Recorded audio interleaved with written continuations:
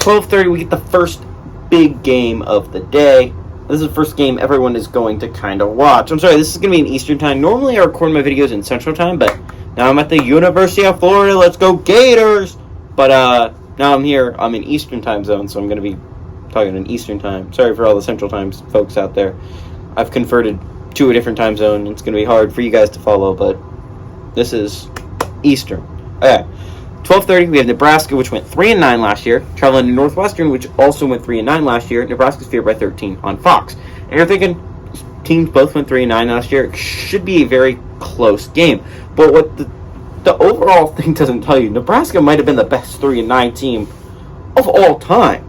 Like, literally, all 8 of their 9 losses, right, came by one score, and their one game that they lost that didn't come by one score was to Ohio State, and it was a 9-point loss. That is that's like just catching bad breaks every time. But you know, you have to win. Obviously, you have to go out and win the football games. You have to take the football games. This is the problem with the Detroit Lions for a long time. That Dan Campbell's given in his Hard Knocks speech a couple days ago.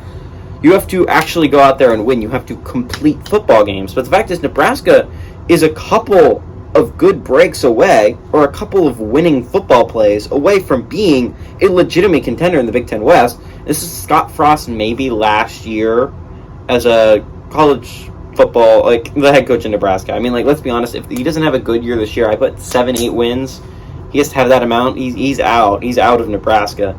So we'll see what happens. But this is the possibility of being a really good game as well. Casey Thompson, if you don't know who Casey Thompson is, he was the quarterback for Texas for the majority of last year. And the fact is, he was good for most of last year. He almost beat Oklahoma. He had a huge lead.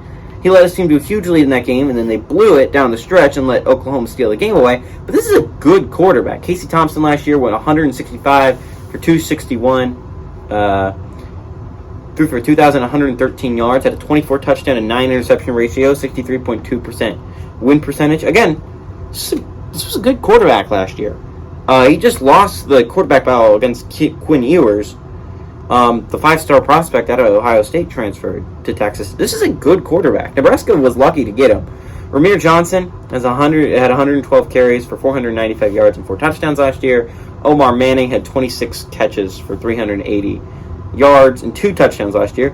Northwestern, on the other hand, gets Ryan Hilinski at quarterback. He was their quarterback last year, so don't know what's going to happen there. Again, they didn't have the greatest season last year, so we'll see. He went 95 at 176. He threw for 978 yards, not even a 1,000-yard passer, threw for 3 touchdowns, 4 interception ratio, 54% completion percentage. Kim Porter, I hardly know her. the running back, had 81 carries for 333 yards last year and 5 touchdowns. Malik Washington had 44 catches for 578 yards and 2 touchdowns. Nebraska is 9-6 against Northwestern all time. The last game did go to Nebraska in 2021, but they only have 1 game winning streak.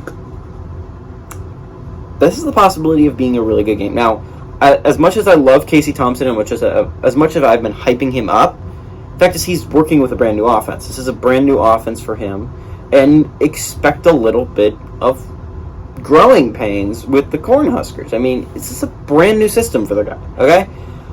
Northwestern, on the other hand, Ryan Hilinski has been in the program for a while now. He was with them all last year. He should know the playbook inside and out. So the fact is, Northwestern should be able to piece together a very coherent offense. Nebraska has the possibility of being like a ice hot and cold team kind of team, right?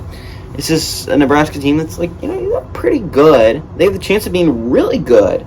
But the fact is, right now, they're still trying to piece those pieces together, which is why I think this has the possibility of being a really good game. I like Nebraska in this one, but I like Northwestern to cover that 13-point spread. The video's not over quite yet, guys. I hope you enjoyed the video, but this is a little bit of a commercial for my other channel, GGB Alternate Channel. If you're not already following that, I would follow that. This year I'm going to start posting more content on that, and not sports stuff, really. I've started getting into numerous TV shows, and I'm going to start trying to make some videos about those. If you're a huge Lost fan, go check out the other channel. But hey, everybody, this is GGB, and it's time for the E-Lose.